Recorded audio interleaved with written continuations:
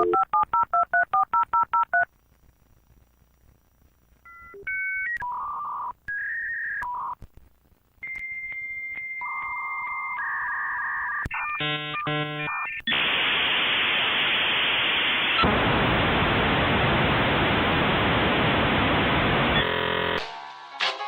today's society, we are becoming increasingly connected to the rest of the world, thanks to the internet.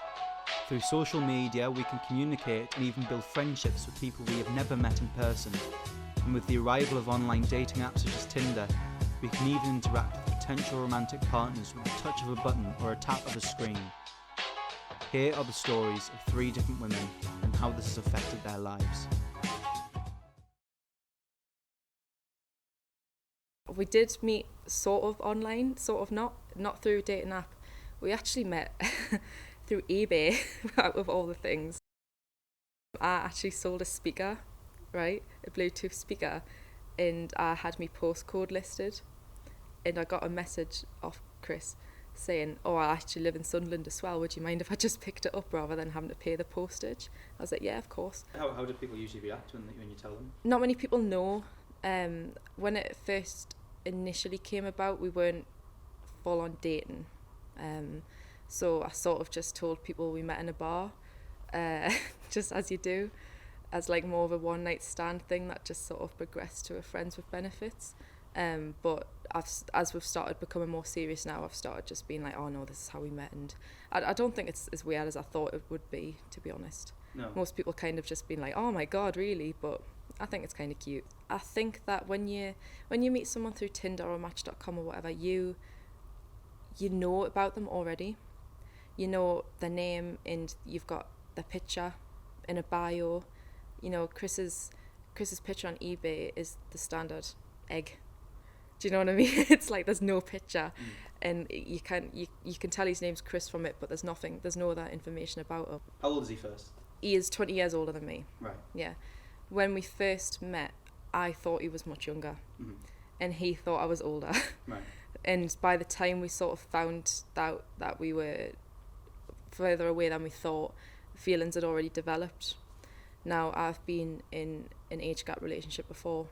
Not saying I've got a thing, but it's just how it's happened. And I hated that as well, and that was with somebody that was 15 years older. So when I found out Chris was 20 years older, I was not happy about it. Me personally, what I look for in someone in a relationship is, you know, I like them to have their own place. I don't like them to live with their parents. I like them to be able to drive. Financial stability, I don't care what the job is, as long as it's stable and they can sustain themselves. And I think because I'm only 21, that comes with an older generation. And to me, that's like a big bonus. But on the other hand, people that are older, he works a lot. He works all the time. And I think you can't have the same like adventures with someone like that as you would, you know, if it was anyone, like say at uni, we've got all the time in the world to do anything.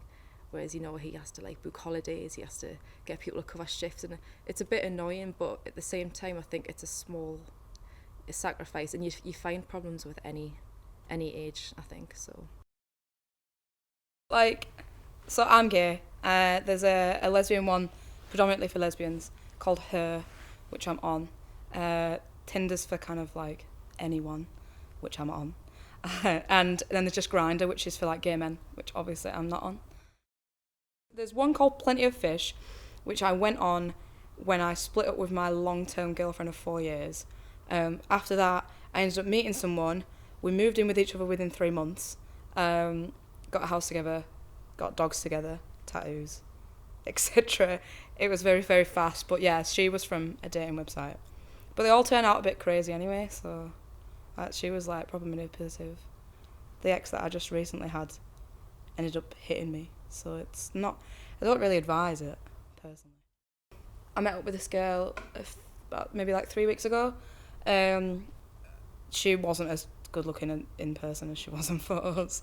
I ended up bloody scraping all my car and didn't even get a shag at the end of it, so I was pretty fuming, to be honest. I was once working at this pub, and my boss I don't know how it came about, but we ended up going into the back every now and again and just having a bit of a snog and whatever. And we'd talk on Messenger or whatever as well. And then one day she was like, "Do you want to come round to mine?" Bearing in mind, she had a husband and a kid. So obviously I went round. We ended up sleeping with each other. Fine. And then maybe like a week later, we went round for like some drinks at their house. And